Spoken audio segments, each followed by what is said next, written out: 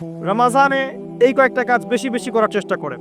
এক নাম্বার, প্রথম কাজ, 5 ওয়াক্ত সালাত জামাতে পড়ার চেষ্টা করেন। পারা যাবে ইনশাআল্লাহ? খুব কঠিন কিছু বললাম ভাই? তার আগে একটা কাজ বলি, তারও আগে, সেহরি করতে উঠেছেন, এমনভাবে খাবেন না যেটা এটা আপনার জীবনের শেষ খাওয়া। এমনভাবে খাবেন না আল্লাহর ওয়াস্তে। এই জায়গায় আপনি খাওয়া নিয়ন্ত্রণ করতে না পারলে প্রবৃত্তিকে নিয়ন্ত্রণ করতে পারবেন না।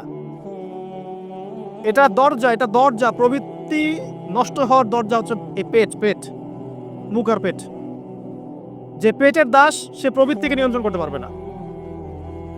রমজান কি জন্যে আল্লাহ পাক না খেয়ে থাকতে বলছেন কেন? যাতে আপনি তাকওয়া অবলম্বন করতে পারেন, নফসটাকে কন্ট্রোল করতে পারেন। কথা কি বুঝতে পারছেন? পানি খাবো না কেন? পানি তো হালাল।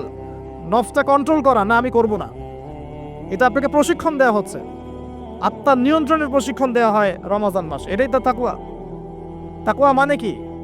এই যে একটা মরুভূমি মনে করেন, বা সমুদ্রের বিচ মনে করেন, কক্সবাজার সমুদ্রের বিচ, এখানে অনেকগুলো কাঁচের টুকরা রাখা আছে, কাঁচের টুকরা ফেলে দেওয়া আছে। আপনি হেঁটে হেঁটে যাচ্ছেন, পা ফেলছেন, টিপে পা ফেলছেন, এখানে একটা, ওখানে একটা, ওখানে একটা। এটা তাকওয়া। এইভাবে চলার নাম তাকওয়া। এটা এক্সাম্পল। সেহরি এত বেশি খায়েন না যেটা মনে হয় আপনার জীবনের লাস্ট খাওয়া, এমনটা খায়েন না। এরপরে 5 ওয়াক্ত নামাজ চেষ্টা করেন জামাতে পড়ার জন্য। যদি জামাত মিস হয়ে যায়, নামাজ ছেড়ে দিবেন না, বাসায় পড়বেন। যদি দেখেন ঘুমিয়ে গেছেন, ঘুম থেকে উঠলে নামাজ পড়বেন। যদি দেখেন ভুলে গেছেন, যখনই মনে হবে তখনই পড়বেন, নামাজ ছাড়বেন না। করা যাবে ইনশাআল্লাহ? যুব সমাজকে বলবো, যাই করো তোমরা যা কিছুই করো না, 5 ওয়াক্ত নামাজ ছেড়ো না। 5 ওয়াক্ত নামাজ তোমাদেরকে যে কোনো পাপ থেকে ফিরিয়ে নিয়ে আসবে ইনশাআল্লাহ। এই যুবকদের মাঝে অনেক যুবক আছে এখনো বসে এই পৃথিবীতে, যাদের মধ্য থেকে আল্লাহ পাক দিনের বড় বড় খাদেম বের করবেন ইনশাআল্লাহ। কাদেরকে বের করবেন? যাদের অন্তরে আল্লাহ পাক স্বচ্ছতা দেখবেন, পবিত্রতা দেখবেন, এদেরকে বের করবেন। এমন অনেক মানুষ ছিল যারা মিউজিক করতো, ছেড়ে দিয়ে ইসলামের খেদমত করছে। এমন অনেক মানুষ ছিল যারা জেনা করেছে, পরে ফিরে এসে আল্লাহর দিনে দায়ী হয়েছে। এমন অনেক মানুষ আছে যারা বড় বড় কবিরা গুনাহ করেছে, পরে তওবা করে ফিরে এসে আল্লাহর দিনের খেদমত করছে, আছে না? এই মানুষগুলোকে আল্লাহ পাক হেদায়েত দিলেন কেন? উত্তর, তাদের কলবটা ছিল পরিচ্ছন্ন, সৎ অন্তর ছিল, আল্লাহর ভয় ছিল মনের মধ্যে। আল্লাহর ভয় থাকে, ফিরে আসবে ইনশাআল্লাহ। আমরা দোয়া করি আল্লাহ পাক তাদেরকে ফিরিয়ে দেখ, আমিন। শুধু তাই নয়, এখন ইসলামের যারা প্রকাশ্য শত্রু, তাদের মধ্য থেকেও আল্লাহ পাক ওমর এবং হামজা রাদিয়াল্লাহু আনহুর মতো মানুষ বের করতে পারেন। এটা জানেন? ওমর রাদিয়াল্লাহু আনহু তরবারি নিয়ে বের হয়ে যাননি, তাকে আল্লাহ পাক দ্বিতীয় খলিফা বানাননি, তার মনটা ছিল পরিচ্ছন্ন, আল্লাহ পাক কবুল করেছেন। 5 ওয়াক্ত সালাত পড়ার চেষ্টা করেন জামায়াতের সাথে, আল্লাহ পাক তৌফিক দান করুন। একইভাবে ইফতার যখন করবেন, তখন এমনভাবে খাবেন না এটা শেষ খাওয়া। গোগ্রাসে খাবেন না, 10টা 20টা 30টা আইটেম করার দরকার নাই। যতটুকু হলে আপনার ইবাদত করার শক্তি চলে আসে, এনাফ। আর বেশি বেশি হাইজেনিক খাবার খাবেন। বাইরের খাবার ভাজা পড়া বেশি খেতে যান না, অসুস্থ হয়ে যাবেন। আমরা ইফতারে কিন্তু একদম বিরিয়ানি, পোলাও, কোরমা কত কি খাওয়া শুরু করি। সিম্পল খাবার খাওয়া শুরু করেন, সিম্পল খাবার খান, হোমমেড ফুড খান, বাইরের ম্যানুফ্যাকচার্ড ফুড খান না। আপনি সুস্থ থাকবেন ইনশাআল্লাহ। কারণ ইফতারের পরে আসে আপনার তারাবি। তার ইফতার অল্প হালকা করেন। রমজান মাসে টার্গেট করেন যে আমি কোরআন অন্তত একটা খতম দিব। পড়া যাবে? 30 দিন 30 পারা, 1 পারা করে পড়া যাবে? যারা কোরআন পড়া জানি না, এই যে 1 মাস সময় আছে, 1 মাসের মধ্যে শিখে ফেলবেন। প্রমিস করেন, পারবেন? হাত উঁচু করেন, কথা দেন যে রমজান মাস আসার আগেই কোরআন তেলাওয়াত শিখে নেব ইনশাআল্লাহ। বায়াত করলাম কিন্তু, আপনারা সবাই আমার মুরিদ। বসেন, হাদিয়াও দিবেন যেহেতু মুরিদ হয়েছেন। এখন হাদিয়া হচ্ছে দোয়া। কি দিবেন? দোয়া। রমজান মাসে 1 পারা করে প্রতিদিন 30 দিন 30 পারা পড়া যাবে ইনশাআল্লাহ। যারা হাফেজে কোরআন আছি তারা কোরআনটাকে হেফজ চর্চা করবো এই মাসে, এবং তারাবির নামাজ পড়াবো। তারাবির নামাজে এমন মানুষকে ইমাম রাখবেন যার তেলাওয়াতটা প্রচণ্ড বিশুদ্ধ এবং সুললিত, শুনলেই মন কেড়ে ফেলে, এমন মানুষকে তেলাওয়াত করতে দিবেন তারাবির নামাজে। দেখবেন নামাজে মনোযোগ বাড়তে থাকবে ইনশাআল্লাহ। এটাকে এনজয় করবেন, তারাবিকে এনজয় করবেন। ওই 3G 4G স্পিডে নামাজ পড়তে যায় না, রিল্যাক্সে নামাজ পড়বেন, রিল্যাক্সে। আর আমরা তো একটা ঝগড়ায় অভ্যস্ত, 8 রাকাত না 20 রাকাত। এই রমজানে আল্লাহর রাস্তায় ঝগড়া করতে যায় না। আপনি নামাজের কোয়ালিটি বাড়ায় দেন। যদি 8 রাকাতও পড়েন, নামাজটাকে লম্বা করে পড়েন নবীর মতো, পারা যাবে? আচ্ছা, নবী সাল্লাল্লাহু আলাইহি ওয়াসাল্লামের 8 রাকাতে দলিত দেয়া হয়, কিন্তু নবী সাল্লাল্লাহু আলাইহি ওয়াসাল্লাম যত লম্বা সময় ধরে 8 রাকাত পড়েছেন, এটা কি আমরা পড়ি? তাহলে আমরা সময়টা কেন নিলাম না? 8 রাকাত পড়তে পড়তে পা ফুলে যেত, আর আমাদের 8 রাকাত আধা ঘন্টা 1 ঘন্টায় শেষ, তাহলে কি হলো? তো এই যে বিষয়গুলো, এগুলোতে যায়েন না, ইখতিলাফগুলোতে যায়েন না। আপনি নামাজের কোয়ালিটি বাড়িয়ে দেন, সুন্দর করে নামাজ পড়েন, পারা যাবে ইনশাআল্লাহ। আল্লাহ পাক তৌফিক দান করুন। যদি পসিবল হয় রমজানে উমরা করতে পারেন, এতে আপনি আরো সুন্দর করে ইবাদত করার একটা পরিবেশ পাবেন। সবার পক্ষে হয়তো পসিবল হবে না, যাদের পক্ষে হবে আপনারা করার চেষ্টা করতে পারেন। আল্লাহ তৌফিক দান করুন। রমজান একটা কাজ করবেন, বেশি থেকে বেশি মানুষকে ইফতার খাওয়াবেন, পারা যাবে? প্রত্যেকদিন ইফতার মাহফিল করবেন, মসজিদে ইফতার দিবেন এবং রোজাদারদেরকে ইফতার করাবেন। সওয়াব হচ্ছে প্রত্যেকের নেকি আপনি পেয়ে যাবেন ইনশাআল্লাহ। মনে করেন আপনি 10 জন রোজাদারকে ইফতার করিয়েছেন, এই 10 জনের রোজার নেকি আপনি একা পেয়েছেন। এই 10 জনের রোজার নেকি আপনি একা পেয়েছেন, ফ্রি। আপনার নেকি তো আছেই। অতএব যারা সামাজিক সংগঠন আছে বা সমাজের দায়িত্বশীল আছে, তারা যদি এগিয়ে আসে, প্রত্যেক দিন বহু মানুষকে ইফতার করানো সম্ভব না? আবার দেখবেন ঈদের রাতে, যেটাকে আমরা চাঁদ রাত বলি না, কি বলি আপনারা, কি বলেন? ওই আর কি, তো চাঁদ রাত, ওই রাতে দেখবেন অনেক অসহায় দরিদ্র মিসকিন থাকে, যাদের সেমাই খাওয়ার টাকা নাই, আছে না? ওই রাতে আপনার সাদাকাতুল ফিতরগুলো দিয়ে দিবেন, সুন্দর করে বন্টন করবেন, ওই দরিদ্র মানুষের কাছে পৌঁছে দেবেন বাড়িতে বাড়িতে, পারা যাবে ইনশাআল্লাহ। এগুলোতে আপনি এনজয় করবেন রমজানকে। আত্মকেন্দ্রিকভাবে থাকলে এনজয় করতে পারবেন না। আরেকটা কথা আছে, রমজান মাসে জাকাত দিয়ে দিবেন, যার জাকাত যেটা আছে। জাকাত দিবেন না, জাহান্নাম অবধারিত। যে সালাত পরে জাকাত দেয় না কাফের, সালাত পরে কিন্তু জাকাত দেয় না, এটা কুফরি। আবু বকর সিদ্দিক রাদিয়াল্লাহু তাআলা আনহু যাকাত অস্বীকারীদের এগেইনস্টে যুদ্ধ করেছিলেন। যাকাতটা কিন্তু নফল কিছু নয়, ফরজ। নিসাব পরিমাণ সম্পদ হয়েছে, যাকাত দিতেই হবে। আর আমি অনেকদিন বলেছি, ইসলামিক ইকোনমিক্সের বেইজই হচ্ছে যাকাত। ইসলামিক ইকোনমিক্সের ভিত্তি হচ্ছে যাকাত এবং ব্যবসা। ধনীর সম্পদে গরিবের হক। বাংলাদেশে এমনও মানুষ আছে যার একজনের যাকাত দিয়ে 100 পরিবার চলা সম্ভব। এমনও মানুষ আছে, যদি সমস্ত যাকাতগুলোকে সুন্দরভাবে কালেক্ট করা যেত এবং উপরের লেভেল থেকে ডিস্ট্রিবিউট করা যেত, দেখতেন বড় বড় মেগা প্রজেক্ট করতে পারতাম আমরা। কে বোঝাবে কাকে? কে বোঝাবে কাকে? কথা বললেই তো সমস্যা। যাকাত গরিবের হক। ধনীদের সম্পদ থেকে যাকাত নিয়ে আপনি একটা পাহাড় করতে পারতেন সম্পদের। এগুলোকে সুন্দর করে ডিস্ট্রিবিউট করতে পারলে, যেখানে কোনো দুর্নীতি নাই, দেখতেন বড় বড় মেগা প্রজেক্ট হচ্ছে। আমরা তো ব্যক্তিগতভাবেই যাকাত দেই না, অনেকেই দেই না, নামাজ পড়ি যাকাত দেই না। নিসাব কি তাই বুঝি না। যাকাত কিন্তু ফসলেরও আছে, ফসলের ওষুধ আছে না, চাষিরা ওষুধ দেয় না। রমজান মাসে সাদাকাতুল ফিতর আছে, এটাও দেয় না অনেকে। এগুলো ঠিক না। যাকাত বাধ্যতামূলক। যাকাত দিলে সমাজে একটা সাম্য তৈরি হবে, গরিব না খেয়ে মরবে না। যাকাত কেন্দ্রিক ইকোনমিক্স ছিল বলেই সাহাবায়ে কেরাম রাদিয়াল্লাহু আনহুমের যুগে একজন মানুষ খুঁজে পাওয়া যেত না যাকে সাহায্য করা লাগবে, সবাই স্বাবলম্বী হয়ে যেত, আলহামদুলিল্লাহ। অতএব রমজান মাসে যাকাত দিয়ে দেন আল্লাহর ওয়াস্তে, অন্যথায় কি হবে এটা বলে দিই। সূরা তাওবায় আল্লাহ পাক বলেছেন, এই সম্পদগুলোকে আল্লাহ পাক একত্রিত করবেন, করে আগুনে জাল দিবেন, জাল দিয়ে সোনা রূপা বানাবেন, গলিত উত্তপ্ত সোনা রূপা বানিয়ে আল্লাহ পাক পিঠে, গালে, কপালে লেপটে দিবেন যারা যাকাত দেয় নাই তাদের জন্য। আমরা আশা করি এই শাস্তি পেতে চাই না, পেতে চাই? আল্লাহ পাক বোঝার তৌফিক দান করুন। রমজানে আর কিছু কাজ করুন, বেশি বেশি আল্লাহর জিকির করেন, দোয়া করেন বেশি থেকে বেশি। হিসনুল মুসলিম বইটা কিনেন, এখানে অনেক দোয়া দেয়া আছে, এগুলো মুখস্থ করেন, আল্লাহর কাছে দোয়া করেন, দেখবেন ইনশাআল্লাহ তাআলা আপনার দোয়া কবুল হয়ে গেছে। আর রমজানে বেশি বেশি বাজারে যাবেন না। মাসের বাজার প্রয়োজনে এখনই করে রাখেন, রমজানে বাসা থেকে বের হওয়ার দরকার নেই। বেশি বেশি বাজারে গেলে বাজারের দোয়াটা পরে চলে আসবেন। নিত্য প্রয়োজনীয় কিছু সবজি টবজি কিনতে হয়, এগুলো কিনবেন, এটা হয়তো কিনতে হয়, কিন্তু মেইন বাজারগুলো কিনে রাখেন আগে থেকেই। আর এই সব এক শ্রেণীর মানুষ যারা আছে রমজানে নিত্য প্রয়োজনীয় দ্রব্যের দাম বাড়িয়ে দেয়, এদের উপর লানত অভিশাপ আল্লাহর। যারা ইচ্ছাকৃতভাবে মার্কেটে পণ্যের দাম বাড়িয়ে দেয় রমজান মাসে এবং রাষ্ট্রকে বিব্রত করে, জনগণকে বিব্রত করে, এদের উপর আল্লাহর অভিশাপ বর্ষিত হবে ইনশাআল্লাহ। এই কালোবাজারি যারা জোচ্চুরি করে, সিন্ডিকেট তৈরি করে, এই মানুষগুলোর উপর নবীর অভিশাপ থাকবে, আল্লাহর অভিশাপ থাকবে, দেখে নিয়েন। এই সময় মানুষকে আরো বেশি বেশি খাওয়াবেন, দাম আরো কমিয়ে দিবেন। উল্টা এই সময় দাম বাড়িয়ে মানুষকে ভোগান্তির মধ্যে ফেলানো হয়। আর মানুষ সামান্য তেলের জন্য, চিনির জন্য, বুটের জন্য দৌড়াচ্ছে ট্রাকের পিছনে। সরকারের পক্ষে সব কাজ একা করা সম্ভব? আমরাই তো সিন্ডিকেট করছি, এখানে তাদের কি দোষ? অতএব ব্যবসায়ীদেরকে সতর্ক করব, ব্যবসা এই মাসে করতে চান না, পরকালের ব্যবসা করেন, ইহকালের ব্যবসা করতে চান না।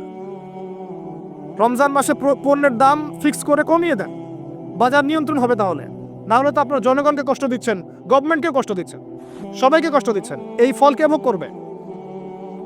এর ফল জনগণকে ভোগ করতে হয়। আল্লাহ পাক এই শ্রেণীর মানুষের তাকদিরে হেদায়েত থাকলে হেদায়েত দেখ, না হলে এদের ব্যবসা আল্লাহ পাক বরকত তুলে নেক। আমরা বদদোয়া করে দিই। আরও বিষয় আছে, এগুলো যা কি সমস্যা আপনারা বুঝবেন না। ইসলামিক ইকোনমিক্স যদি পড়াশোনা করেন বুঝবেন, এগুলো এত বড় লেভেলের সমস্যা যার ফলে হিমশিম খেতে হয় মানুষের জীবনযাত্রার মানকে একটা নিয়ন্ত্রণে নিয়ে আসতে। এই কৃত্রিম সংকট যারা তৈরি করে, এদের প্রতি আল্লাহর অভিশাপ বর্ষিত হবে। এটা মুসলিমরা করছে কেন? মুসলিমদের এমনটা করার শোভা পায় না। হোটেল কেন খোলা রাখছেন? হোটেলের মধ্যে রমজান মাসে পর্দা দিয়ে দিয়েছেন, বেরোজাদার আসবে খাবে। সুবহানাল্লাহ, কি আশ্চর্য! যেখানে পর্দা করা লাগে সেখানে বেহুদ্দার মতো ঘুরে বেড়ায়, যেখানে পর্দা লাগে না সেখানে পর্দা দিয়ে রাখে। সুবহানাল্লাহ। দেখবেন কাপড়ের ব্যবসায়ীদের দোকানে দোকানে এই যে মেয়েদের মূর্তির মধ্যে কাপড়, তাই না? এতে কি ব্যবসায় বরকত হবে?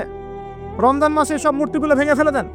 ওই মূর্তির এভাবে যদি কাপড় পরিয়ে এরকম দল না রাখা হয়, আপনার ব্যবসায় বরকত হবে না? পণ্য বিক্রি হবে না? উসমান রাদিয়াল্লাহু আনহু ব্যবসা করেন নাই? আব্দুর রহমান বিন আউফ ব্যবসা করেন নাই? শোরুমগুলোতে যাবেন, শহরের দেখবেন মেয়েদের নগ্ন মূর্তি দিয়ে ভর্তি, কাপড় পরিয়ে রেখে দিয়েছে। এতে মেয়েদের সম্মান পাচ্ছে নাকি দেখাচ্ছেন কার বডি সাইজ কেমন? কি চাচ্ছেন এটা দিয়ে? এগুলো সব বের করে ফেলবেন দোকান থেকে। রমজান মাসে এগুলো রাখবেন না। রমজান মাসে যেন কারো গাড়িতে এবং বাড়িতে কোনো জায়গায় গান না বাজে, অশ্লীল কোনো গান যেন না বাজে। কোরআন তেলাওয়াত বাজবে, প্রয়োজনে অ্যারাবিক নাশিদ বাজবে, ইসলামিক নাশিদ বাজবে। এমন এমন কিছু প্লে হবে যেখানে হারাম কিছু নাই, শিরক নাই, বেদাত নাই, মিউজিক্যাল ইনস্ট্রুমেন্ট নাই। রমজানে কোরআন তেলাওয়াত বাড়িয়ে দেন, তেলাওয়াত শোনেন। এই কাজগুলো করা খুব জরুরি। একটা কাজের নাম রমজান নয়, রোজা রাখলাম বাস শেষ। আরেকটা কথা বলে শেষ করছি, শুধুমাত্র খাবার ছেড়ে দেয়া আর পানাহার ছেড়ে দেওয়ার নামই রমজানের রোজা নয়। যতক্ষণ পর্যন্ত আমরা রোজা রেখে আল্লাহর হারামকে ছাড়তে না পারছি, রোজা কবুল হবে না। কথা বোঝার চেষ্টা করেন।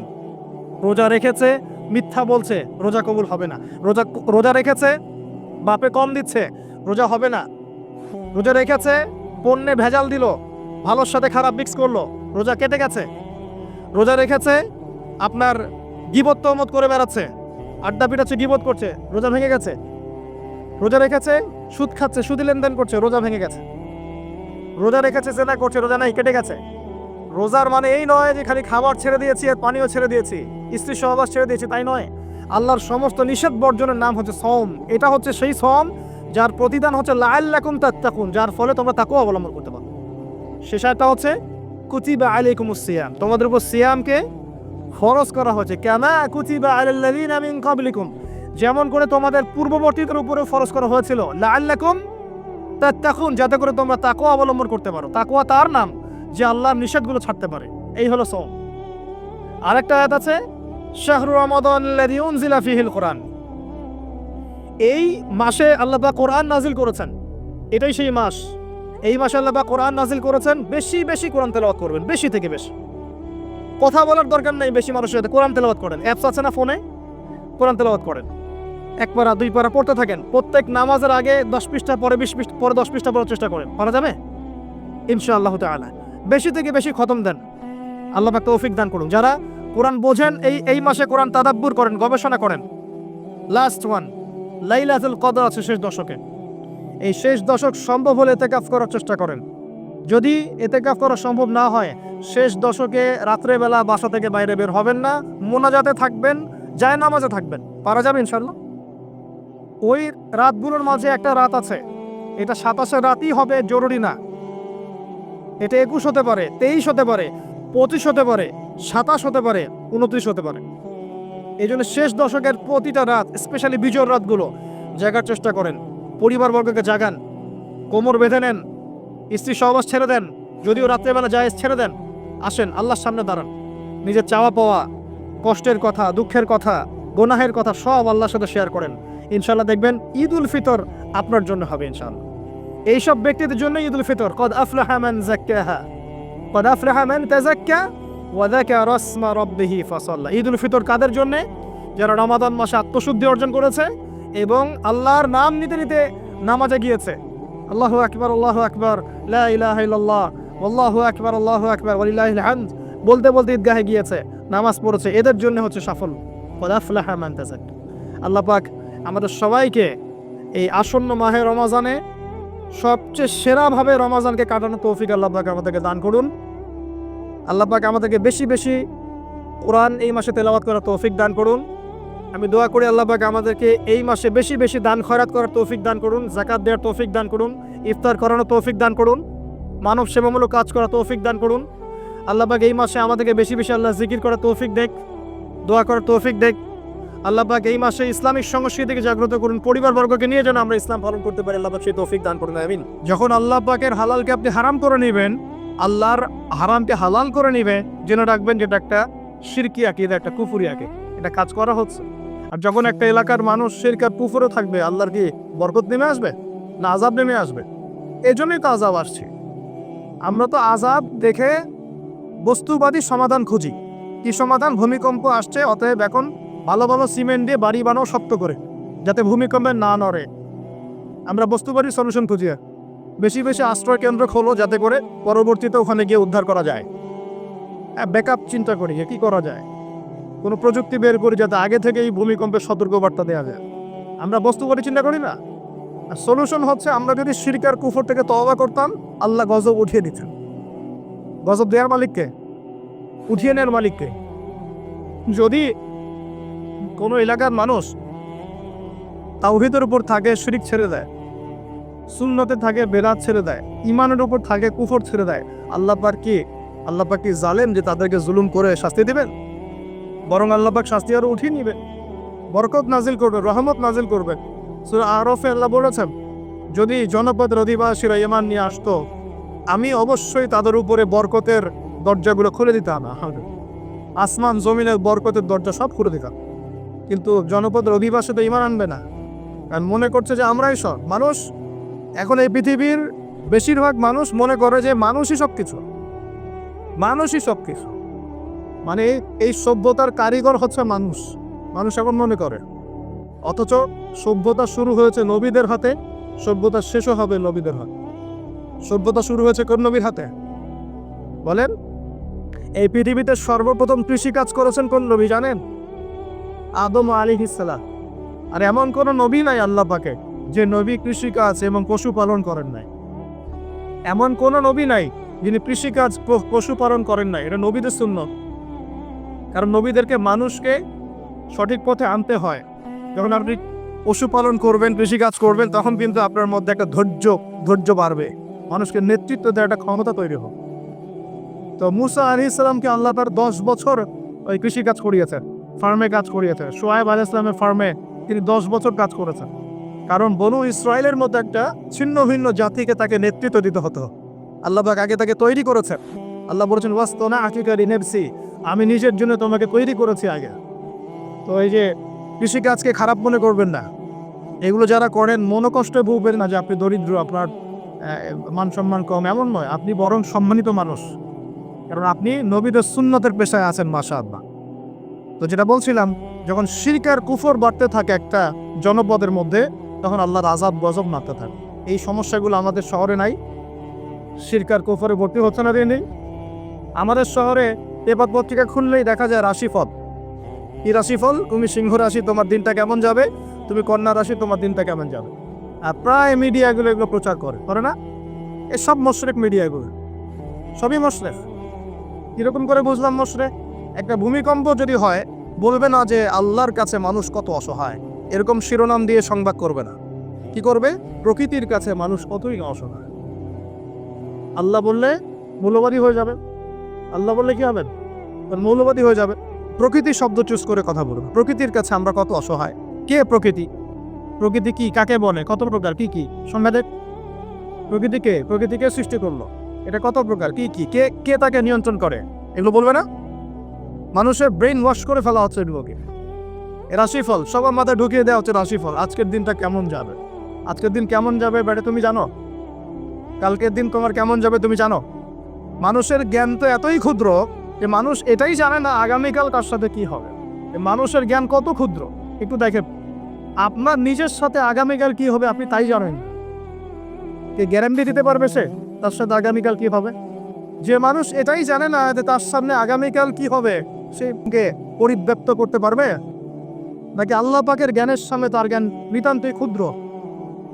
আর আমরা এখন আমাদের এই ক্ষুদ্র জ্ঞান নিয়ে মহাবিশ্বের স্রষ্টা আল্লাহর জ্ঞানকে পেনিট্রেট করতে যাচ্ছি, আল্লাহর বিধানকে চ্যালেঞ্জ করছি, আল্লাহর বিধান কোরআন সুন্নাহর বিরুদ্ধে চ্যালেঞ্জ করছি, বিভিন্ন কলাম নিচ্ছি, বই নিচ্ছি, বক্তব্য দিচ্ছি না? তাহলে আমরা কি আল্লাহ পাকের সাথে আল্লাহ দ্রোহিতা করছি না? এবং আল্লাহর রহমত নেমে আসবে না আযাব আসবে? ভালো করে মাথায় বোঝেন লেকচারগুলো, তারপরে আসেন। এই রাশিফল কি শরীফ না কুফর না ইমান, কোনটা? এগুলো শরীফ না? ঢাকা শহরের অলি গলিতে এখন দেখা যায় আংটি বিক্রেতা বিভিন্ন আংটি বিক্রি করছে এবং তাকে রোগ ভালো হওয়ার গ্যারেন্টি প্রদান করছে। এভাবে রোগ ভালো হয়? আংটি পরেছেন, যদি ওর উপর বিশ্বাস স্থাপন হয় যে এই আমার রোগ ভালো করবে, তাহলে শিরক হবে না ইমান থাকবে না চলে যাবে? জি হোক। কল্যাণ অকল্যাণের মালিককে, রোগ দেওয়া ভালো করার মালিককে। এখন বলতে পারেন তাহলে কি চিকিৎসা করব না? অবশ্যই চিকিৎসা করবেন।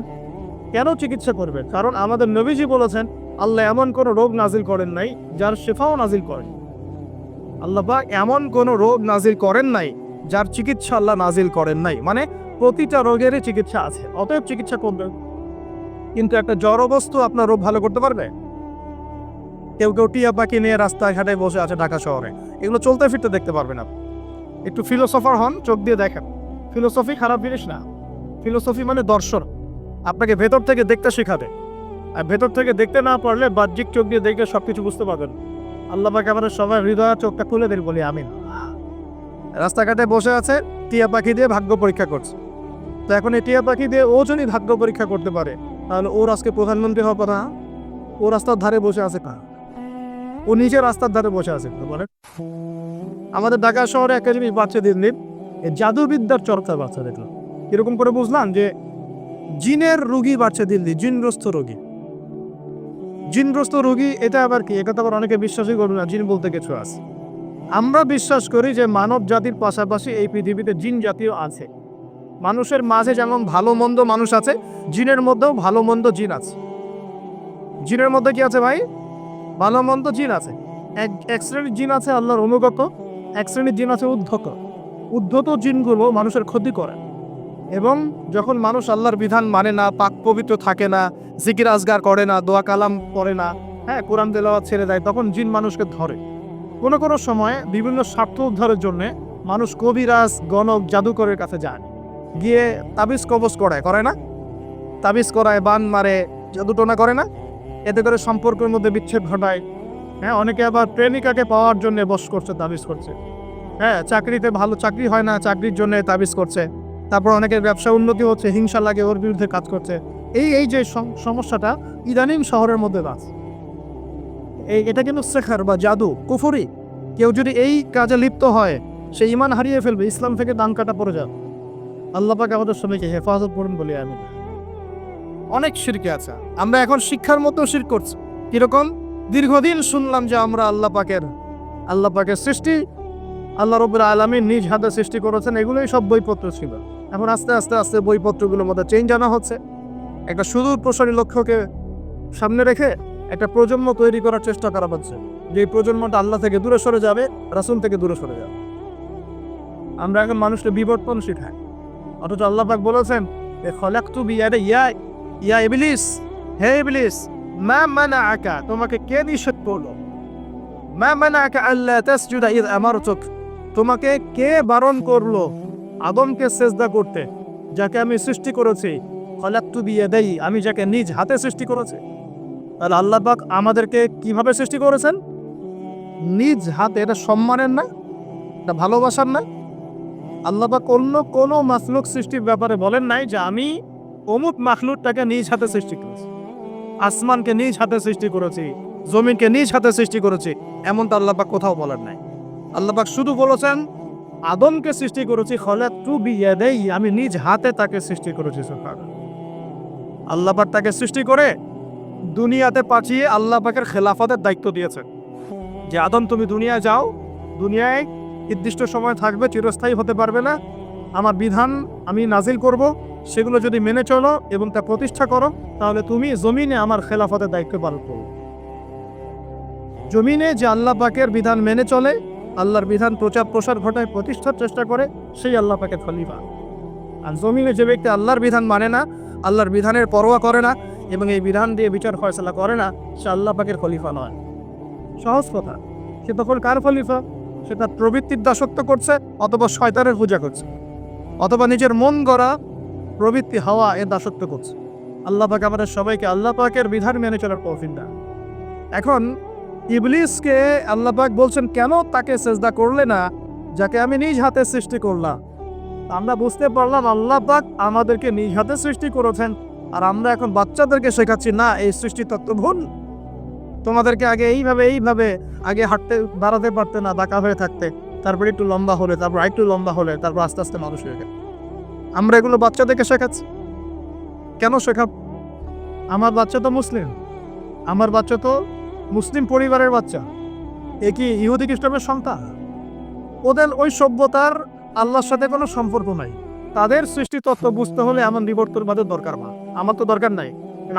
আমি তো মুসলিম পরিবারের সন্তান, আমি তো আল্লাহকে বিশ্বাস করি। আমি তো জানি আল্লাহ পাক আমাকে সৃষ্টি করেছেন নিজ হাতে। আল্লাহ পাক আমাদেরকে সৃষ্টি করেছেন কি?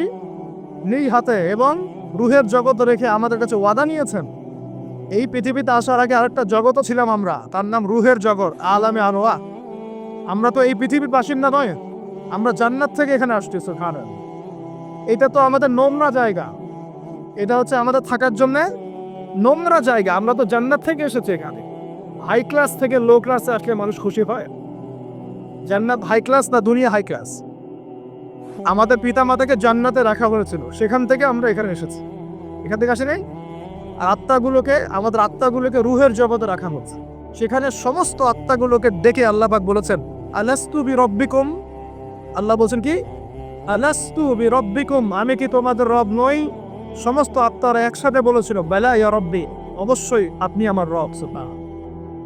আমরা এই সাক্ষ্যটা দিয়ে আসছি। সূরা আরাফ পড়লে আপনি বুঝতে পারবেন, এখানে আছে আমরা এই সাক্ষ্য দিয়ে পৃথিবীতে আসছি। এখানে এসে ভুলে গেছে, মনে পড়ে না। মনে পড়ে না। এইটা মনে করানোর জন্যই তো আল্লাহ পাক যুগে যুগে নবী রাসূল পাঠিয়েছে। এটা মনে করিয়ে দেওয়ার জন্যই আল্লাহ পাক আসমানে কিতাব নাজিল করেছেন। তুমি ভুলে যেও না, তুমি ওই জগতে ছিলে, আমাকে সাক্ষী দিয়ে এসেছো। এই দুনিয়ার ফিতনা আমাকে ভুলে যেও না। নবীগণ এসেছেন, হেদায়েতের বাণী শুনিয়েছেন, আসমানি কিতাব নাজিল হয়েছে, আমরা সেই কিতাব পেয়েছি। এই সিলসিলা চলতে চলতে আদম থেকে নিয়ে মুহাম্মদ সাল্লাল্লাহু আলাইহি ওয়াসাল্লাম পর্যন্ত প্রায় 1,24,000 নবী আল্লাহ পাঠিয়েছে। তার সর্বশেষ নবীর নাম কে? মুহাম্মদ রাসূলুল্লাহ সাল্লাল্লাহু আলাইহি ওয়াসাল্লাম। এর আগে তাওরাত, জাবুর, ইনজিল সবই আল্লাহর পক্ষ থেকে এসেছিল। মানুষ যখন সেগুলোকে বিকৃত করেছে, আল্লাহ পাক আবার নতুন করে বিধান পাঠিয়েছে। এই সর্বশেষ বিধান কোনটা? আল কোরআন, এবং তার ব্যাখ্যা কি আছে?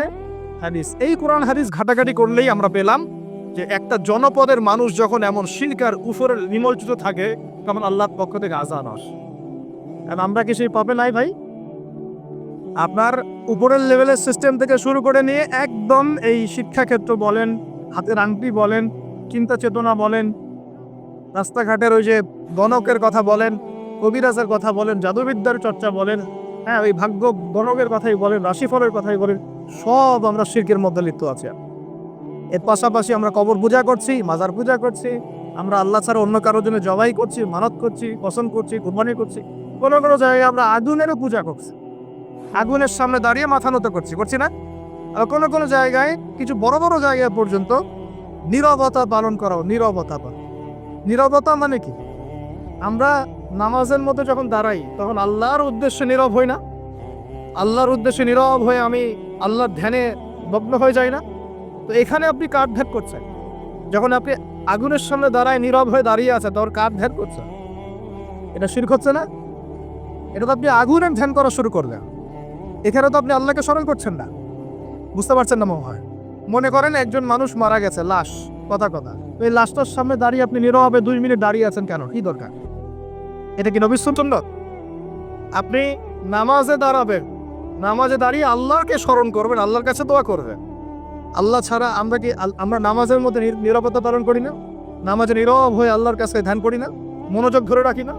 এখন আপনি কোথায় মেডিটেশন করছেন? এটা তো শয়তানের দিকে যাওয়ার রাস্তা খুলে দিবে আপনাকে।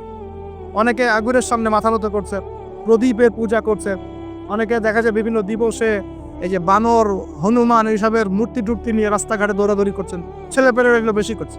কাকে প্রমোট করছো তোমরা? কাকে প্রমোট করতে যাচ্ছে? কোন সংস্কৃতি প্রমোট করছো? এই হাদিস এটাও আছে শেষ জামানায় যে আমার উম্মতের একটা বড় অংশ মুশরিকদের সাথে মিশে যাবে এবং মূর্তি পূজা শুরু করবে। এগুলো চলছে না এখন? এগুলো যখন চলবে তখন আমাদের উপর কি আল্লাহ পাকের রহমত নেমে আসবে ভাবছেন, না আযাব আসবে? ওই যে বলেছে আযাব যে আসে নাই সেটাই আল্লাহর রহমত, এটা আমি গবেষণা করে বলছি। আযাব যে আসে নাই এখন পর্যন্ত এটাই আল্লাহ পাকের রহমত। তওবা করে ফিরে না আসলে অচিরেই আল্লাহ পাকের আযাব নেমে আসবে ইনশাআল্লাহ। আল্লাহ হেফাজত করুন। তারপরে আমরা শঙ্কিত যে কখন না নেমে আস। আল্লাহ রাব্বুল আলামিন আমাদেরকে হেফাজত করে নেবেন। এভাবে প্রতিটা ক্ষেত্রে শিরক চলছে, শিরক আর কুফর।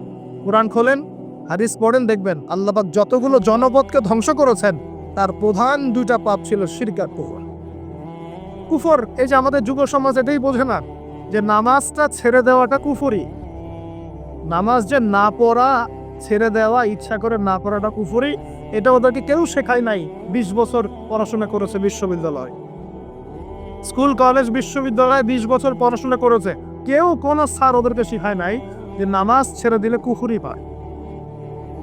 এবং এদের সংখ্যা লক্ষ লক্ষ না, মনে হয় কোটি কোটি হবে যুব সমাজ যারা 20-25 বছর পড়াশোনা করে নামাজ যে কুফর, নামাজ ছেড়ে দেওয়া যে কুফরি, এটা শেখাবে।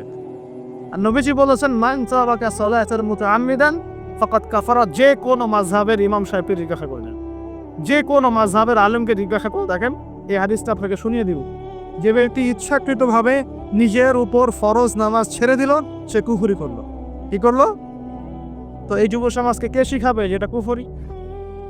বহু ছেলে পেলে আমি তো দেখেছি ওয়াজ মাহফিল অ্যারেঞ্জ করা হয়েছে, এশার ওয়াক্ত হয়ে গেছে, সবাই নামাজে দাঁড়িয়েছে, অর্ধেকের বেশি নামাজ বাদ দিয়ে দূরে দাঁড়িয়ে হট্টগোল করছে, হইউল্লাহ করছে।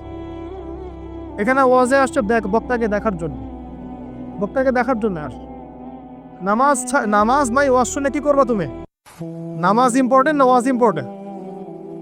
নামাজ না থাকলে ইসলাম থাকে? আমি আজকে একটা হাদিস পড়ে আসছি, আস্তে পড়তে আসছিলাম এগুলা, যে ইসলামের শেষ জামানায় ইসলামের যে বিষয়গুলো উঠে যাবে, ইসলামের যে বিষয়গুলো উঠে যাবে তার মধ্যে অন্যতম একটা হচ্ছে আল্লাহ পাকের আইন, আল্লাহ পাকের শাসন। উঠে যায় না সারা বিশ্ব থেকে? আস্তে আস্তে উঠে গেছে না? আচ্ছা, এরপর বাকি থাকবে নামাজ। এরপর বাকি থাকবে কি? নামাজ। ওই নামাজ হবে সর্বশেষ ইসলামের রুকন, যেটা সর্বশেষে উঠে যাবে। নামাজও উঠে দাও। এখন দেখেন তো সমাজের কত % মানুষ নামাজ পড়ে? কত %? একটু হিসাব করবেন, খালি মসজিদে ফজরের ওয়াক্তে আর এশার ওয়াক্তে যাওয়া আসা করে বুঝতে পারবেন যে নামাজ কত % মানুষ, 5 ওয়াক্ত নামাজ কত % মানুষ পড়ে। তাহলে এই যে নামাজ শেষে উঠে যাবে, তাহলে শেষের সময় আমরা চলে আসছি না? আর সবার প্রথমে উঠে যাবে এই উম্মতের মধ্যে আমানত। কি উঠবে ভাই? এটা তো পুরো ঢাকা শহর থেকে উঠে গেছে। ঢাকা শহর কেউ কাউকে বিশ্বাস করতে পারে না।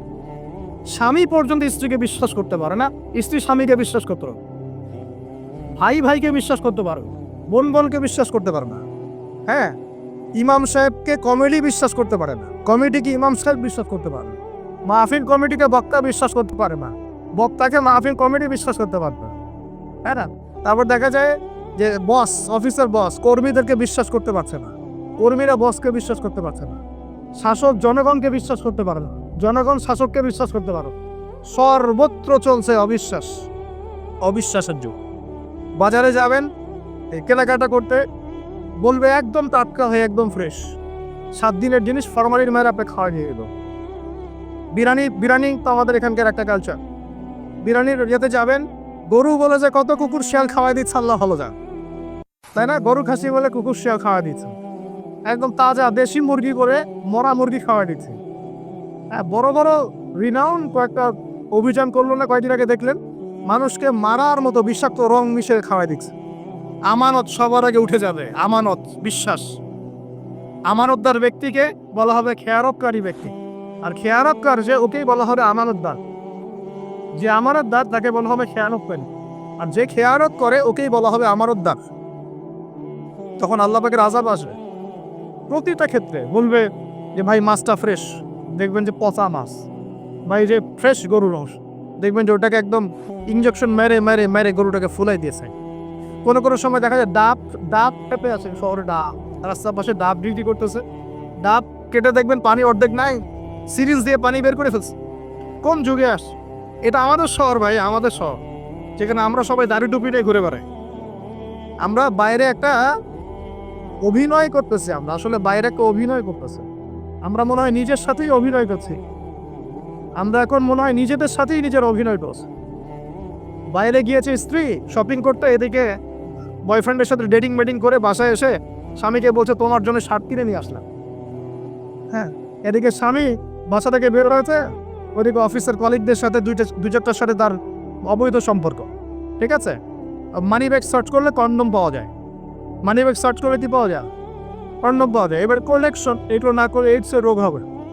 শিখিয়েছে যে যৌন সম্পর্ক করেন, অবৈধ যৌন সম্পর্ক করেন, কিন্তু প্রোটেকশন নিয়ে করেন, এগুলো শেখাচ্ছে মানুষ। তো এই জেনাকারী সমাজের উপর আল্লাহর গজব আসবে না তো কি আসবে? কি আসবে? ও বাইরে গিয়ে আরো 2-3টা মেয়ের সাথে সম্পর্ক করে বাসায় আসে, স্ত্রীকে বলছে আমি আমি তোমাকেই সবচেয়ে বেশি ভালোবাসি। মানে এখানে জেনাকে উস্কে দেওয়া হচ্ছে, আর হালাল সম্পর্ক, হালাল বিবাহ, এটাকে প্রতিবন্ধকতা সৃষ্টি করা হচ্ছে। আপনি হালাল বিয়ে করতে চান, পারবেন, কঠিন। যৌতুক, এখানে আবার যৌতুকের ব্যাপার আছে। আপনার এমন যে বিয়ে মানে একটা বাণিজ্য, মানে যেমন মেয়ের বাবা বিয়ে দিবে, মেয়েটাকে পার করছে, বড় অঙ্কের একটা টাকা দরকার এখানে। হ্যাঁ, আর ছেলের বাবা যখন মেয়ে নিয়ে আসছে, সেখানে আবার বড় অঙ্কের যৌতুক ইম্পোজ করছে। মেয়ের বাবা দিচ্ছে বড় অঙ্কের মোহর, আমার মেয়েকে বিয়ে করতে চাও, 20 লাখ টাকা মোহর লাগবে। ওই ছেলের সামর্থ্য নাই, ও বলছে ঠিক আছে, আচ্ছা লেখুক।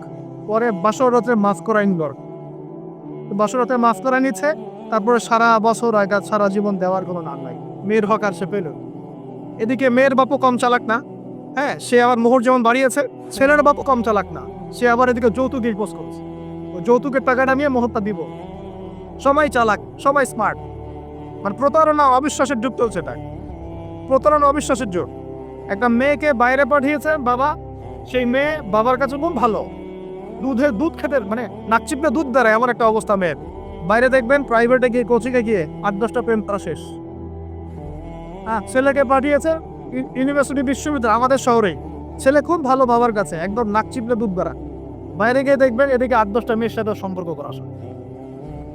এই যে পিচ্ছি পিচ্ছি ছেলেকে আমরা রাস্তাঘাটে দেখি, ঢাকা শহরের কিশোর গ্যাং তৈরি করেছে, কিশোর গ্যাং। হ্যাঁ, গুন্ডামি।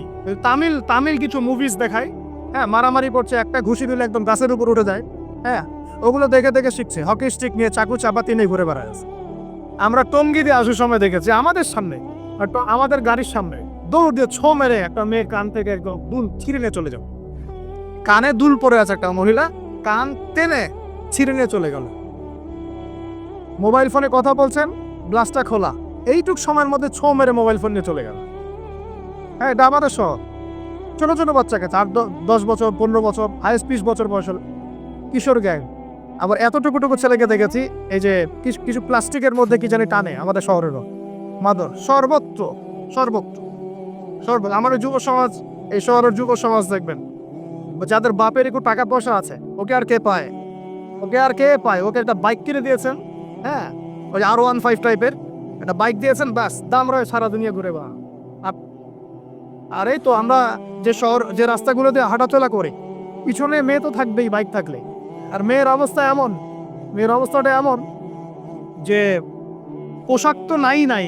মনে করেন ছেলে তো ছেলের পোশাক এখন মেয়ে পরছে, মেয়ের পোশাক ছেলে পরছে না, এখন তো ওই যুগ চলছে। এখন এই পোশাক পরে ছেলেকে পিছন থেকে এমন ভাবে জড়িয়ে ধরে যাচ্ছে রাস্তা দিয়ে, ওপেনলি, পাবলিকলি, মনে হচ্ছে ওর স্বামী মনে হয়। আপনি কি আপনার স্ত্রীকে নিয়ে এভাবে ঘুরে বেড়ান? আপনি নিজে আপনার স্ত্রীকে নিয়েও এভাবে ঘুরতে লজ্জাবোধ করেন, আর তার সাথে তার কোনো হালাল সম্পর্কই নাই, জড়ায় ধরে ঘুরে বেড়াচ্ছে। মনে হচ্ছে খালি ওই বাইকের মধ্যে একটা বালিশ দিতে পারলে ভালো হতো।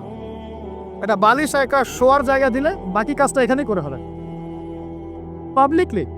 নবীজি এটাই বলেছিলেন, বিশেষ জামানায় রাস্তাঘাটে মানুষ জেনা করবে, রাস্তাঘাটে জেনা করবে। এটা দেখার জন্য ঢাকা শহর সবচেয়ে ভালো জায়গা এখন। ঢাকার মতো বড় বড় যে শহরগুলো আছে না, সবগুলো এগুলো জাজল্যমান দৃষ্টান্ত হয়ে আছে। রাস্তাঘাটে মানুষ জেনা করবে। মেয়েকে পড়তে পাঠিয়েছেন, টিউশন দিয়েছেন, ওই টিউশন দিয়েছেন টিচারের সাথে অবৈধ সম্পর্ক করা শেষ। কোনো জায়গায় টিচারকে বাসায় নিয়ে আসছেন, বাসায় এসে আমার মেয়েকে পড়া যান, কত বড় বুদ্ধিমান পিতা আপনি। হ্যাঁ, অলরেডি দেখবেন তার সাথে তার ঘটনা করা শেষ হয়ে গেছে। আর মেয়েরা আপনাকে বলবে না, কারণ কেউ কেউ মানে বাধ্য হয়ে এসব জায়গায় ভিকটিম হয়ে যায়, আবার কেউ কেউ নিজের ইচ্ছাতেই কাজ ফেলে। এমন নয় যে সব মেয়ে ধর্ষিত হচ্ছে ছেলেদের আগ্রাসনের কারণে, এমনটা এমন নয়। বহু মেয়ে নিজের ভুলের কারণে ধর্ষিত হয়, বহু মেয়ে নিজের খারাপ স্বভাবের কারণেও এই তার ইজ্জত হারিয়ে ফেলছে। একটা মেয়ে যে রাত্রে যে 12টা 1টা 2টা বাজে বাইক নিয়ে ঘুরছে, ওকে কি রাস্তাঘাটে ঘুরতে 12টার সময় কেউ বলেছিল? এখন যদি এই 2টা 3টা ছেলে মিলে ওকে ধর্ষণ করে, দোষটা কি ছেলেটার হবে না মেয়েটার দোষ নাই? এখানে মেয়ের বাবার দোষ নাই, মেয়ের ফ্যামিলির দোষ নাই। তাহলে আমরা শুধু কেন ছেলেদের দিকে ফোকাস করি কেন? ছেলে তো অপরাধী, ছেলে তো অপরাধ করেছেই, ছেলের তো বাপ আগেই মরে গেছে। ছেলের বাপ যদি বেঁচে থাকতো তাহলে ছেলেকে তো আদব কায়দা শেখাতো, ছেলেকে শেখাতো যে দেখো বাবা, আমরা আমাদের সন্তানদেরকে শেখাই বাবা, সেটা হলো ইঁদুরের মতো বড় হয়েও না, সিংহের মতো বড় হয়ে। ইঁদুর কি করে? ইঁদুর রাতের অন্ধকারে মানুষের বাসায় বাসায় চুপচুপ করে খেয়ে বেড়ায়, দেখবেন তাই না? যারা রাতের অন্ধকারে জেনা করে বেড়ায় এরা ইঁদুরের মতো।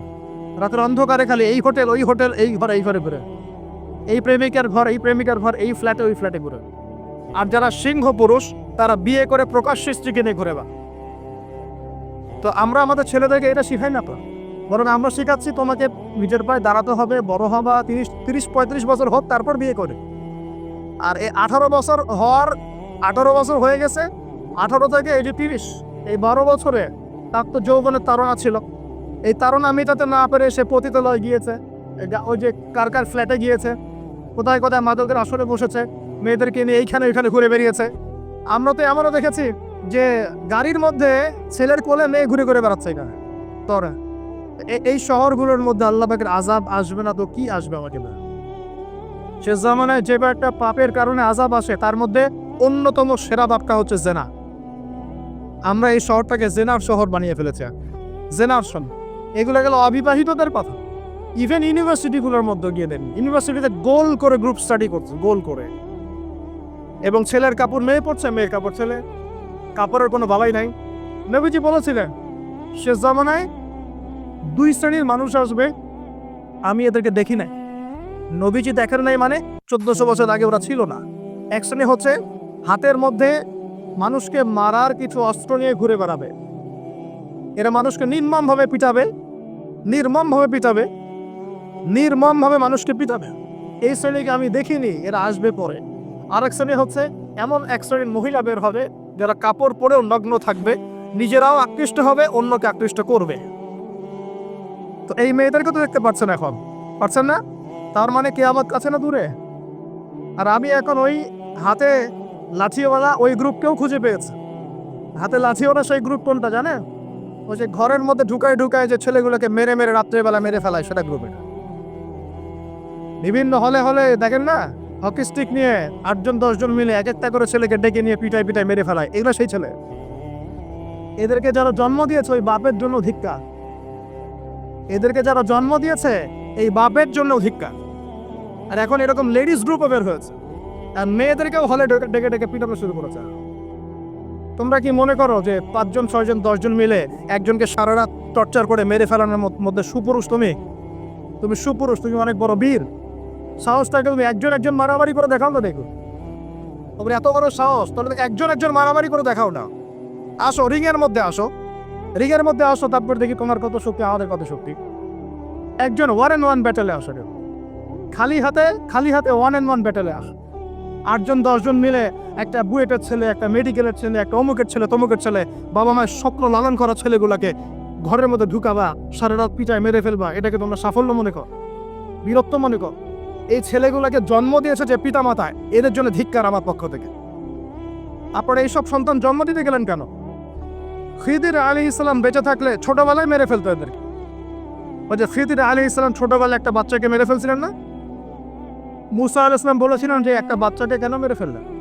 তখন খিদির আলাইহিস সালাম বলেছিলেন এই ছেলেটা যদি বড় হয়, বড় হলে অনেক বড় কাফের হবে। আল্লাহ আগে জানিয়ে দিয়েছেন, এই জন্য আগে মেরে দিয়েছে। এই বাচ্চাগুলোকে নিতে গেলেন কেন? কোনো রকম লজ্জাবোধও নাই, চক্ষু লজ্জা নাই। এরপর যখন আইন শৃঙ্খলা বাহিনী এদেরকে অ্যারেস্ট করে নিয়ে যায়, বীরের মতো হাসতে হাসতে চলে যায়। ও জানে যে আমার কোনো সমস্যা হবে না, হাত খবর দিয়ে বেরিয়ে চলে আসবে। তোমরা এগুলোকে বিরক্ত মনে করো, বিরক্ত মনে করো, সুপুরুষ হয়ে গেছো তোমরা। এতই যদি ক্ষমতা থাকে, সাহস থাকে, তো একজন একজন মারামারি করো না। ওয়ান এন্ড ওয়ান ব্যাটেল আসে, তারপর দেখো কে জিতে কে হারে। 10 জন মিলে একজনকে পিটাবা মনে করছো তো বড় বীর হয়ে গেছো। এখন 10টা মেয়ে মিলে একটা মেয়েকেও পিটাচ্ছে। একটা মেয়েকে আপনি ঘরের মধ্যে ঢুকায় সারা রাত পিটাবেন, মেয়েটা কাঁদতে কাঁদতে বলছে আমার পায়জামা পর্যন্ত খুলে ফেলেছে টান দিয়ে। আরে তোর মায়ের পায়জামাকে খুলে ফেললে তোর কেমন লাগবে? তোর বোনের পায়জামাকে খুলে ফেললে তোর কেমন লাগবে? কোন সাহসে তুই একটা মেয়ে পায়জামায় হাত দিস? এত বড় সাহস! আর এদেরকে আমরা তোলাদল করে মানুষ করি। আইন শৃঙ্খলা বাহিনী আপনারা কি করেন? ইনস্ট্যান্ট কোর্ট বসে ফাঁসি দিয়ে দিবেন এদেরকে। আল্লাহর কসম করে বলছি, যদি কোনোদিন এরকম ক্ষমতা আমাদের কাছে আসতো, দিন দেন বিচার করে দেখিয়ে দিতাম ইনশাআল্লাহ। ফাইজলামি শুরু করো সারা দেশব্যাপী, ফাইজলামি শুরু করে দিয়েছে একেবারে নির্মমভাবে, অহেতুকভাবে। এই যে অসহায় মানুষগুলোকে, ছাত্র পড়তে গিয়েছে, বাবা স্বপ্ন লালন করে ছাত্র, ছেলেটা ইঞ্জিনিয়ার হবে, ছেলেটা মেডিকেল সায়েন্সের পরে বড় একজন ডক্টর হবে, পিঁচায় মেরে ফেলে দিল নাকি? এত বড় সাহস! আর আমরা কিছুই বলতে পারলাম না, কিছু করলাম না। কি একটা অবস্থা চলছে! এগুলো যখন চলতে থাকবে একটা কওমের মধ্যে, আপনার মনে হয় যে আল্লাহর পক্ষ থেকে রহমত নেমে আসবে? লা ইলাহা ইল্লাল্লাহ বলা একজন মানুষ যদি বেঁচে থাকে, ওই একজন মানুষের সম্মানে আল্লাহ পাক কিয়ামত দিবে না ইনশাআল্লাহ। সে একজন মানুষকে এভাবে নির্মমভাবে পিটিয়ে মেরে ফেলো তোমরা। এখন মানুষকে পেটানো শুরু করেছো। নবী সাল্লাল্লাহু আলাইহি ওয়াসাল্লাম শেষ জামানের হাদিস সম্পর্কে বলেছিলেন, আমি এক শ্রেণীর মানুষকে দেখি নাই, যারা আসবে মানুষকে নির্মমভাবে মারবে, নির্মমভাবে মানুষকে পিটিয়ে মারবে। আর কোরআন খুলে দেখেন, একটা জাতির কথা আল্লাহ পাক বলেছেন। এই জাতির নাম হচ্ছে আদ জাতি। কোন জাতি ভাই? এই আদ জাতিকে আল্লাহ পাক ধ্বংস করেছিলেন ঝড় দিয়ে, ঝাপটা দিয়ে। আল্লাহ পাক এই কওম সম্পর্কে বলেছেন, ওয়াইযা বাতাসতুম জাব্বারিন। ওরা শিরক কুফর তো করতোই, কিন্তু এর পাশাপাশি একটা বড় পাপ করতো। ওই পাপটা হচ্ছে এরা যখন মানুষকে পেত, পিটিয়ে মেরে ফেলতো, নির্মমভাবে পিটিয়ে মেরে ফেলতো। এই আদ জাতির পাপ তোমরা করা শুরু করেছো। এখন আমাদের শহরে এগুলো চলছে না? এখন দিনে দুপুর রাস্তাঘাটে এগুলো চলছে। শিক্ষা প্রতিষ্ঠানে গিয়ে এগুলো মাস্তানি করতে গিয়েছো তোমরা। আমার ভাই হয়ে যদি এই কাজ করো, আমি তোমার চেহারা পর্যন্ত দেখতে যাবো না ইনশাআল্লাহ। আল্লাহ রাব্বুল আলামিন আমাদেরকে ওমরের শাসন দান করুন বলে আনা। একটা মাস ওমরের শাসন যদি চলে না, দেখবেন সব লাইনে চলে আসছে ইনশাআল্লাহ। একটা মাস খালি ধর্ষণের বিচার করা শুরু করেন, ধর্ষণ করার সাহস খুঁজে পাবেন ইনশাআল্লাহ। কোনো মাদ্রাসাতে আমরা দেখেছি, কোনো মাদ্রাসাতেও এই যে হাফেজ ছাত্র হতে গিয়েছে, বাবা মা হাফেজ বানাবে, মাদ্রাসায় পাঠিয়েছে, মাদ্রাসার শিক্ষক ছেলেটাকে বলাৎকার করে রেখে দিয়েছে। হ্যাঁ, ঢাকা শহরের ঘটনা বলছে। আমাদের সন্তানটাকে কোথায় পাঠাবো তাহলে? পাপ যেই করুক, পাপী। এখানে যদি দাড়ি টুপিওয়ালা মানুষও পাপ করে, তাকেও শাস্তির আওতায় নিয়ে আসতে হবে। আল্লাহ তৌফিক দান। মাদ্রাসায় আপনি ছাত্রকে বলাৎকার করবেন? মাদ্রাসায় আপনি সমকামিতা করবেন? আপনার তো লিঙ্গ কেটে জাতির সামনে উপস্থাপন করা দরকার। উমরের শাসন হলে এটাই হতো। উমরের শাসন হলে, আল্লাহর কসম করে বলছে, এগুলোই হতো। ওয়াজ মাহফিলগুলোকে দিনের এই পবিত্র আমানতমূলক অনেক জায়গায় ঠাট্টা মশকরার পাত্র বানানো হয়েছে। কোথাও দেখা যায় যে ওয়াজ মাহফিলে যে বললাম ডিজে জিকির চালু করা হয়েছে। ফাইজলামি শুরু করছো দিন নিয়ে, কেমন ফাইজলামি শুরু করো। ইনশাআল্লাহ তাআলা অচিরেই এই উম্মতের মধ্যে এমন নেতৃত্ব আসবে ইনশাআল্লাহ, যে নেতৃত্বের আন্ডারে ইনশাআল্লাহ তোমাদের যে আগ্রাসন, মুসলিম বিশ্বের আনাচে কানাচে অসহায় মুসলিমদেরকে নির্যাতন করা হচ্ছে নির্মমভাবে। একটা বাচ্চা সে জানে না যে শিয়া কি সুন্নি কি, বোম মেরে উড়িয়ে দেওয়া, মাথার খুলি উড়িয়ে দেয়। একটা বাচ্চা, একটা মা জানে না শিয়াইজম কি সুন্নিজম কি, মিসাইল মেরে বোম মেরে হত্যা করে দেয়া। ফাইজলামি শুরু হয়েছে। সারা বিশ্ব জুড়ে এগুলোই চলতেছে। সারা বিশ্ব জুড়ে মিডিয়ার মধ্য দিয়ে মুসলিমদেরকে আজকে সন্ত্রাসী বানানো হয়ে গেছে। সারা বিশ্বের রক্তও ঝরবে আমাদের, আবার আমাদেরকেও সবাই সন্ত্রাসী বলে বেড়াবে।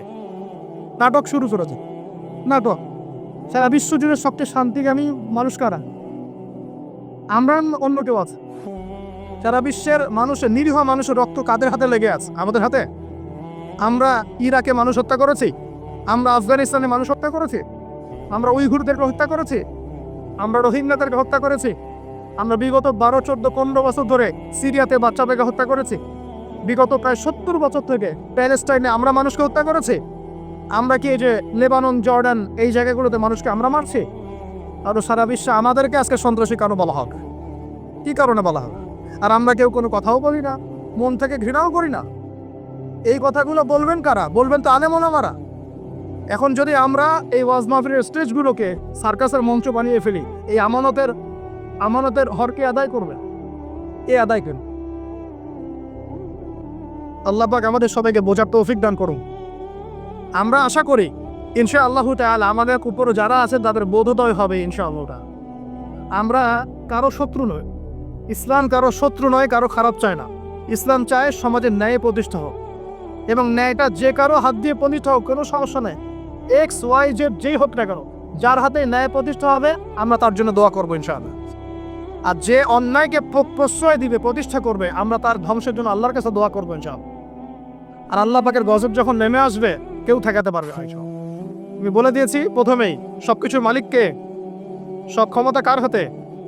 প্রিয় যুবক ভাইয়ের স্পেশালি আগামী দিনে ইসলামের পতাকা হাতে নিয়ে বিশ্বকে চ্যালেঞ্জ করার জন্য এখন থেকে প্রস্তুত হয়ে যা। একদিনের মাহফিল দিয়ে কিচ্ছু হবে না, একদিনের মাহফিল দিয়ে গরম বক্তব্য দিয়েও কিছু হবে না। আপনাদের সবাইকে কনস্ট্রাকটিভ কাজ করতে হবে। প্রত্যেক মুসলিম ভাইকে 5 ওয়াক্ত নামাজ আদায় করতে হবে, আল্লাহ পাক তৌফিক দান করি। প্রত্যেক ভাইয়ের যাদের যাকাত ফরজ হয়েছে, যাকাত অবশ্যই দিতে হবে। বেশি বেশি দান সদকা করবেন।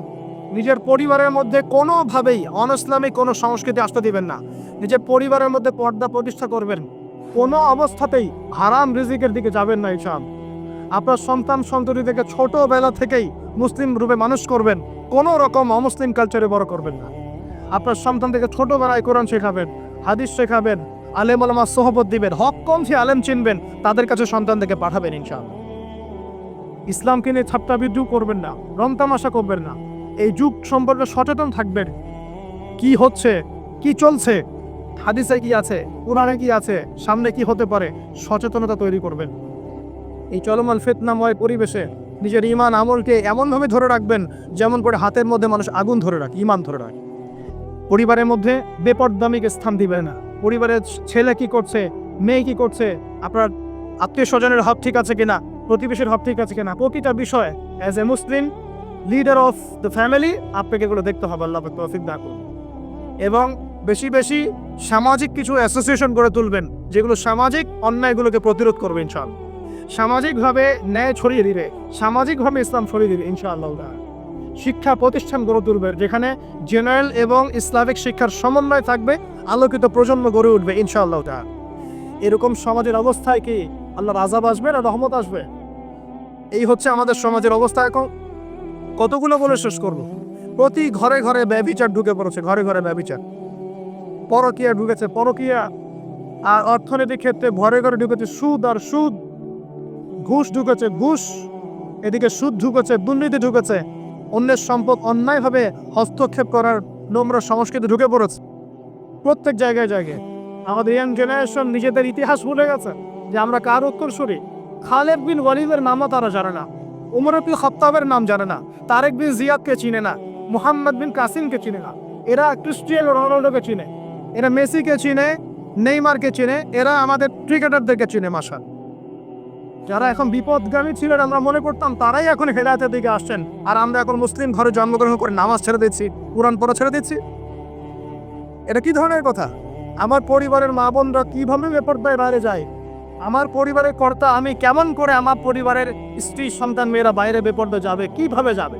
আমি তো পরিবারের কর্তা, আমি পরিবারের স্বামী, আমার স্ত্রী কেমন করে বেপরদায় বাইরে যাবে? আমার ছেলে কেন নামাজ পড়বে না?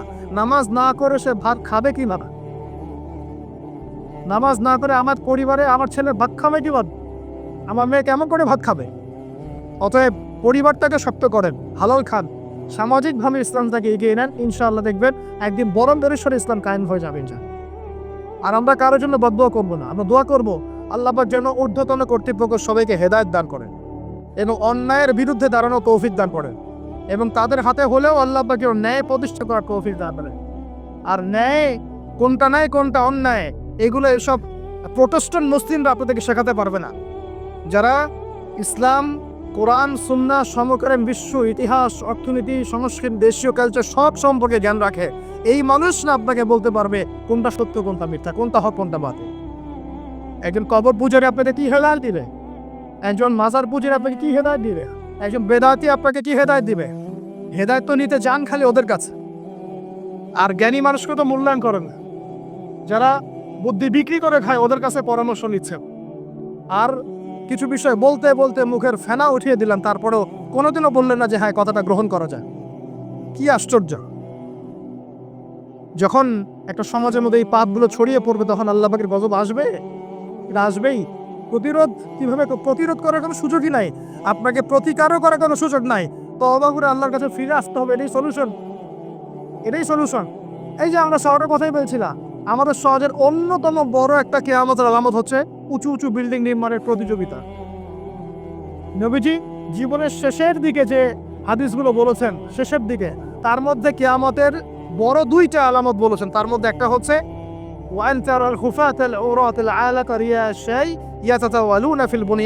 যখন দেখবে সমাজের সবচেয়ে নিম্ন শ্রেণীর মানুষেরা, রাখাল টাইপের মানুষ, গায়ে জামা নাই, পায়ে স্যান্ডেল নাই, উঁচু উঁচু বিল্ডিং নির্মাণের প্রতিযোগিতা করছে। ধনীরা বিল্ডিং নির্মাণ করবে এমনটা নবীজি বলেন নাই। নবীজি বলছেন গরিব, ফকির, মিসকিন, গায়ে কাপড় নাই, স্যান্ডেল নাই, এরা বিল্ডিং নির্মাণ করবে না, প্রতিযোগিতা করবে একে অপরের সাথে। এখনকার আরব বিশ্বটা জাজল্যমান দৃষ্টান্ত। অনেক সলফে সালেহিন বলেছেন এই হাদিস থেকে আরবদেরকে ইশারা করা হয়েছে। এটা আমাদের ঢাকার মতো চলে আসছে। আজকালকে যার এক জায়গা টাকা পয়সা ছিল না, আজকে 10 তলা 20 তলা ফ্ল্যাটের মালিক। কিভাবে সম্ভব? সুদের মধ্য দিয়ে সম্ভব, দুর্নীতির মধ্য দিয়ে সম্ভব, কালো টাকার মধ্য দিয়ে সম্ভব, অন্যের সম্পদ অন্যভাবে হস্তক্ষেপ করার মধ্য দিয়ে সম্ভব। আর মাশাআল্লাহ, যার একটা 5-10 তলা বাড়ি আছে আমাদের শহরে, অন্য মানুষকে মানুষই মনে করে। ভাড়াটিয়াকে মনে করে যে তেলাপোকা, ককরোচ, ছিছি করে তারা কত যে সত্য। কোনো সময় এমনও হয়েছে, মানে বাড়ি ভাড়া চাইতে গিয়ে যে বেইজ্জত হতে হয়েছে, মনে হলো যে বাড়ি ভাড়া চাইতে গিয়ে মানে নিজের সম্মান নিজে নষ্ট করে ফেললাম। সুবহানাল্লাহ। কারণ যখন নিম্ন শ্রেণীর মানুষের কাছে অর্থ আসে তখন কিন্তু এদের মধ্যে কালচার আসে না। সম্পদ আসে ঠিকই, কিন্তু কালচার, সভ্যতা আসে না। তারা অসম্ভবই থেকে যায়। কাকে সম্মান দিতে হবে, কাকে দিতে হবে না সেটাও জানে না। কথা বুঝতে পারছে? এটা আমাদের সমাজ এখন চলছে, হাইলি কনস্ট্রাক্টেড বিল্ডিংস এর প্রতিযোগিতা। আর আমরা বলবো কেন, এই যে এখনকার সেকুলার রিপোর্টগুলোই বলছে বেশিরভাগ বিল্ডিং এরই দেখা যায় যে কোনো রকমের ভিত্তি না। এই 5-6 মাত্রা ভূমিকম্প হলে সব দরদর করে পড়ে যায়। কারণ এই যে অহংকার, আমি একটা ফ্ল্যাটের মালিক। ঢাকা শহরে মনে হচ্ছে যেন পরিচয়ের মানদণ্ড হচ্ছে এটাই। জিজ্ঞাসা যদি করেন যে ভাই আপনার নাম কি করেন, বলবো ওই যে ফ্ল্যাটটা দেখছেন 10 তলা, ওটা আমার। ভাবখানে এমন হচ্ছে এটাই তার পরিচয়ের মানদণ্ড। সে কি করে, তার শিক্ষাগত যোগ্যতা কি, কোন প্রফেশন, এগুলো বড় কথা নাই। ওই যে ফ্ল্যাটটা দেখছেন 6 তলা, ওইটা আমার। অনেকে এসে পরিচয় দেয়, আমি অমুক পার্টির অমুক, আমি অমুক পার্টির অমুক, আমি অমুকের সাধারণ সম্পাদক, আমি অমুকের সভাপতি। এগুলো পরিচয়? এগুলোই মানুষের পরিচয়? আমি অমুক দল করি, তমুক দল করি। পরিচয় কি তোমার?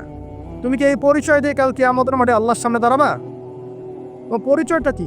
পরিচয় হচ্ছে তোমার শিক্ষাগত যোগ্যতা কি, তুমি সমাজকে কতটুকু সার্ভ করতেছো, তোমার ইলমি যোগ্যতা কি, তুমি 5 ওয়াক্ত নামাজ পড়ো কিনা, তুমি ইসলামপন্থী কিনা, তোমার সুন্নত আছে কিনা, তুমি দিনের জন্য কি করো, এগুলো তোমার পরিচয়। আল্লাহ রাব্বুল আলামিন আমাদের কথাগুলো বোঝার তৌফিক দান করুন।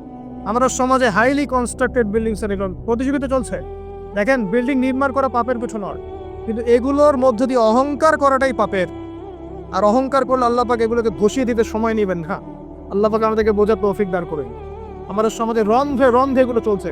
আমাদের খেয়ানত, অবিশ্বাস, সুদ চলছে, জেনা চলছে, ফ্ল্যাটে জেনা চলছে, ফ্ল্যাটে জেনা মানে শুধু শারীরিক ইলিগেল ফিজিক্যাল রিলেশনশিপই নয়। জেনার মধ্যে চোখের জেনা আছে, কথার জেনা আছে, চলাফেরার জেনা আছে। নবীজি বলেছেন শেষ জামানায় এক শ্রেণী মেয়ে আসবে যারা পুরুষের কাপড় পরে ঘুরবে। এটা দেখার জন্য আপনি ঢাকার শপিং মলে চলে যান। শপিং মলে যান, কিয়ামত দেখতে পারবেন। কিয়ামতটা কেমন?